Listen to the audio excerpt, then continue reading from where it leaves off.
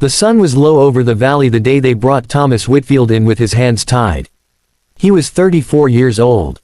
He had been a cowboy since he was 14, and before that day, he had never once thought his life would be decided by a rope and a stranger's coin.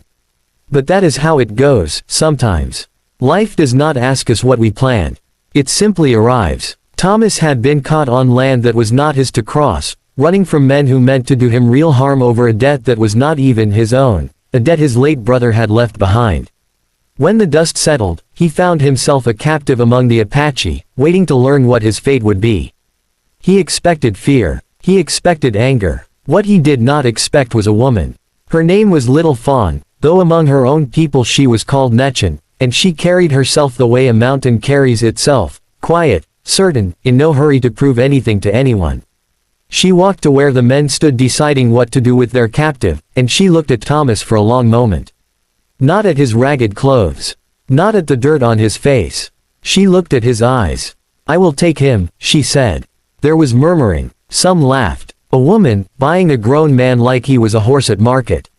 But Netchin had earned her place through years of quiet strength, and her father, an elder named Grey Owl, only nodded slowly.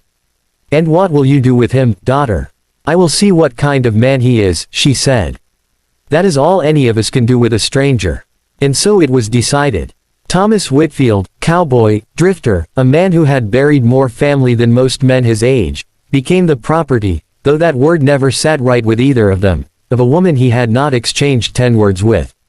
That night, the camp was quiet. Fires burned low between the lodges, and the smell of wood smoke drifted up into a sky so full of stars it looked, Thomas thought, like someone had spilled sugar across black velvet. He sat outside the lodge where he'd been told to wait, his wrists finally untied, rubbing the raw skin and wondering what came next. Netchin came and sat across the fire from him. She did not sit close. She gave him room, the way you give a spooked animal room, though Thomas did not feel spooked so much as tired. Tired in the way a man gets when he has spent years running from one trouble toward another. "You are wondering why I did this," she said. "I am," Thomas admitted. "Seems like a strange way to spend your money." She smiled a little at that. "My grandmother used to say that a person shows you their heart before they show you their name. I watched you when they brought you in. Other men would have begged, or fought, or cursed. You did none of these things. You only looked around you, like a man trying to understand a room he had just walked into." "Didn't seem much use in fighting," Thomas said. "Wouldn't have changed anything." "No," she agreed. "But it tells me something. A man who does not waste his strength on things he cannot change, that is a man who has learned patience the hard way." Thomas looked at the fire for a while before he spoke again. "My mother used to say something like that. She'd say, 'Tommy, you can spend your whole life angry at the rain, or you can learn to build a roof.' She passed when I was 20. My father before that. My brother, just this spring." "I am sorry," Netchin said, and she meant it. There was no performance in her voice, only the plain honesty of someone who understood loss because she had carried her own. "Tonight," she said after a while, "you will sleep here, by the fire, where it is warm. Tomorrow we will speak more. But I want to tell you something now, so you do not lie awake in fear all night." Thomas waited. "You will be my husband," she said. Plainly, the way a person says the sky is blue, or the water is cold. "Not tonight. Not tomorrow. It is not a thing that happens quickly, and I would not want it to. But I have watched enough of this world to know a good heart when it sits across a fire from me. And I do not intend to let you wander back out into whatever trouble was chasing you, only to lose you to it." Thomas did not know what to say to that. In all his years, the cattle drives, the hard winters, the funerals, the debts, no one had ever spoken to him with such simple certainty about what his life was going to become. It should have frightened him. Instead, for the first time in longer than he could remember, something in his chest loosened, like a knot finally coming undone. "I don't have anything to offer you," he said quietly. "No land, no money, no name that means much of anything out here." "You misunderstand what I am asking for," Netchin said. "I am not asking what you have. I am asking what you are. Those are different questions, and only one of them matters to me."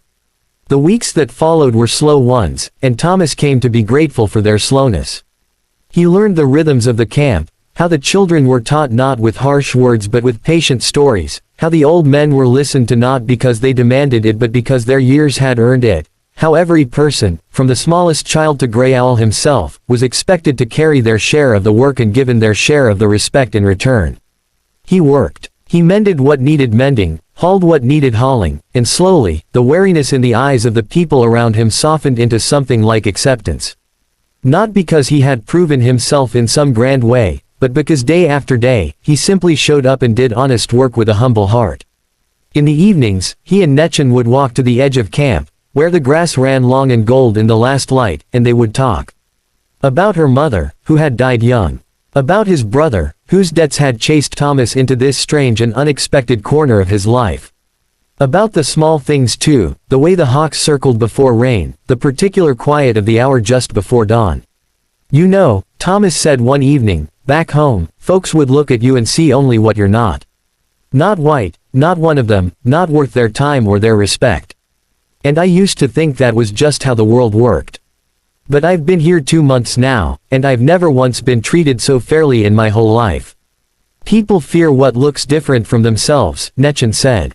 It is an old sickness.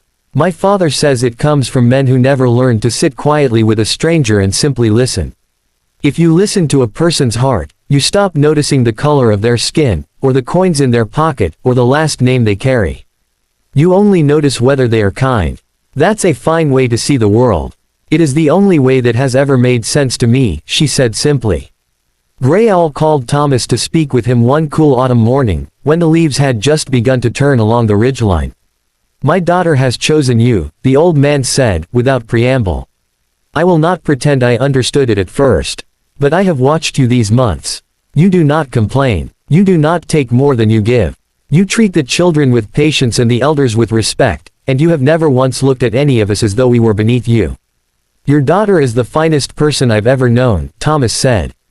I'd be a fool not to want to spend my life earning the trust she gave me before I'd earned a thing. Grey Owl studied him for a long moment, the way a man studies a horse before deciding whether to trust it with his life. Wealth, he said finally, is not land, or coin, or cattle. Wealth is a full heart and an honest hand. My daughter saw that in you before any of the rest of us did. I am old enough now to trust her eyes more than my own. And so, when the aspen leaves had turned to gold and the first frost silvered the grass in the mornings, Thomas Whitfield and Netchen were married beside the same fire where she had first told him his fate. There was no fine church, no borrowed suit, no grand feast beyond what the camp could share.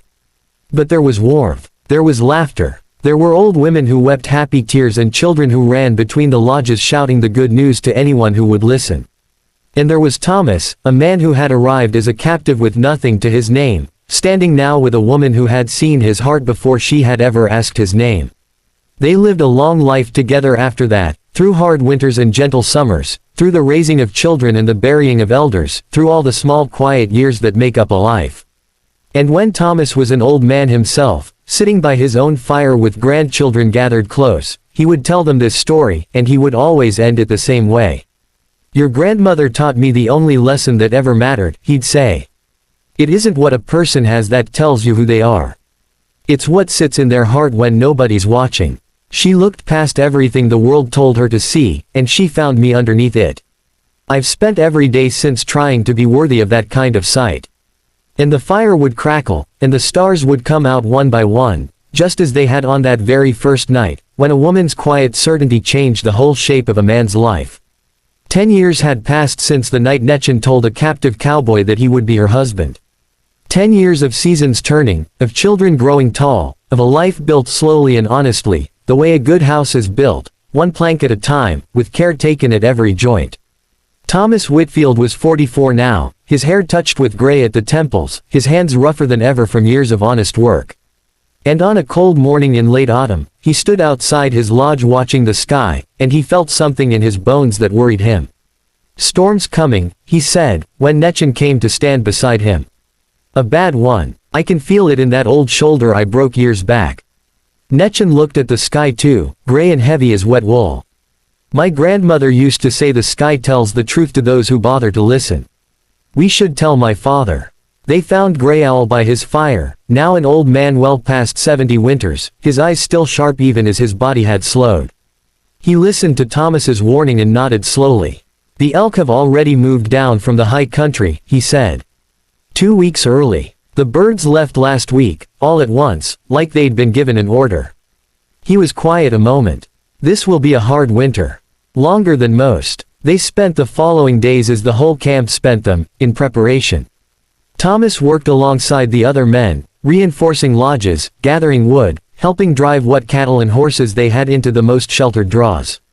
Netchen worked with the women, smoking meat, drying what berries and roots remained, teaching her own daughter, a bright girl of 8 named Little Rain, how to weave a basket tight enough to hold water. "Why do we work so hard, Mama?" Little Rain asked one evening, her small hands sore from the weaving. "Because the winter does not care whether we are ready," Netchen said gently. "It comes whether we ask it or not. So we must be the ones who decide how we meet it." It was a lesson Thomas had heard many times in many forms since he'd come to live among these people, and it had never once failed to feel true. The snow came 3 days later, and it did not stop for a week. It was the kind of storm that old men would speak of for the rest of their lives, snow piled higher than a horse's back, wind that screamed through the valley like something alive and angry, cold that crept into every gap in every wall no matter how carefully built. Thomas had seen hard winters before, growing up. He had lost a cousin to one, back before he'd ever left home. But he had never seen anything like this. On the 4th night, word came that a young family, a mother, a father, and their infant son, had not returned from a hunting camp 2 days' ride to the north. They should have come back before the storm broke. They had not. The camp gathered that night in worried silence. Grey Owl spoke first. "No man should ride out in this," he said. "It would be foolish. It would likely mean another death, not a rescue." There was murmuring of agreement. The storm outside howled as if to underline the old man's words. But Thomas stood. "I know these mountains different than most of you," he said. "Spent years riding these kinds of trails in weather just as bad, chasing strays that wandered off in blizzards. I'm not saying it's safe. I'm saying I know how to read a storm like this, better maybe than anyone else here, because it's the kind of weather I grew up surviving." Netchen looked at him for a long moment. There was fear in her eyes, he could see it plainly, but there was something else too, something that had been there since the very first night by the fire. "If you go," she said quietly, "you go because your heart says you must. I will not stand in the way of that. But you will not go alone. Netchen, I did not buy a man's freedom 10 years ago only to watch him ride into a storm without someone at his side," she said, and there was no arguing with the steel beneath her gentle voice. "I know these mountains too. I grew up in their shadow. You know how to survive the cold. I know the paths. Together we have a chance. Alone, you only have luck, and luck is a poor companion in a storm like this." Grey Owl, who had raised his daughter to think for herself and had long since learned not to stand between her and a decision she'd made with her whole heart, only nodded slowly. "Then go with care," he said. "And come home." The ride north was the hardest thing Thomas had ever done in his life, and he had done many hard things. The wind cut through every layer of hide and wool they wore. The snow fell so thick at times that Netchen had to ride with one hand on Thomas's saddle, guiding by feel and memory rather than sight. They stopped twice to build small fires in the shelter of rock outcroppings, just long enough to warm their hands and faces before the cold forced them onward again. "How much farther?" Thomas shouted over the wind, at one point. "Not far," Netchen called back. "There's a hollow ahead, where the rock overhangs. If they had any sense, that's where they sheltered." She was right. They found the little family huddled in the lee of the rock, a small fire nearly burned to embers, the mother wrapped around her infant son to shield him from the cold, the father half frozen from having given his own coat to his wife and child. "We thought no one would come," the young father said through chattering teeth, when Thomas pulled him up onto the back of his horse. "We thought." "Don't waste your breath thinking," Thomas said, not unkindly. "Just hold on." The ride back was slower, more careful, 4 lives now depending on 2 riders' judgment instead of 2. But Netchen's knowledge of the land held true, path after path, until at last the lights of the camp's fires flickered through the driving snow like small, stubborn promises that had refused to go out. They did not lose the family that night, nor did they lose each other, though it was 3 more days before the storm finally broke and the camp could properly breathe again. Gray Owl visited Thomas by his fire once the snow had settled and the sky had cleared to a hard, bright blue. 10 years ago, the old man said, easing himself down to sit, I wondered whether my daughter had made a foolish choice, buying a stranger's freedom on nothing more than a feeling in her chest. And now? Thomas asked, though he suspected he already knew the answer. Now I know she saw something the rest of us needed 10 winters to learn for ourselves. Gray Owl looked out over the snow-covered valley, where smoke rose steady and calm from every lodge, where the young family they had rescued sat together outside their own fire, alive because 2 people had refused to let fear decide what kindness was possible. A man's worth was never in the land he owned or the money in his pocket. It was always in what he was willing to risk for someone else's sake. Thomas thought of that first night, the fire, the woman across from him speaking with such quiet certainty about a future he had not yet dared to imagine for himself. She taught me that, he said. I've just been trying to live up to it ever since. Gray Owl smiled, the lines of his old face softening. That, he said, is all any of us can do with the lessons the ones we love give us. We spend a lifetime trying to be worthy of them. That evening, little Rain sat between her parents by the fire, listening as they told her, once again, the story of the storm, leaving out the parts too frightening for a child's ears, keeping only the parts that mattered.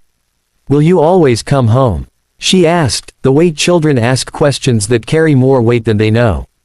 Thomas looked at Nechen. Nechen looked back at him, the same steady certainty in her eyes that had never once wavered in 10 years. As long as we have each other, Thomas said, pulling his daughter close against the cold, there isn't a storm in this world we can't find our way home through. And outside, the snow lay quiet and white across the valley, and the stars came out one by one, the same as they always had, watching over a family that had been built not from blood or borders, but from a single act of kindness on a cold night, 10 years before.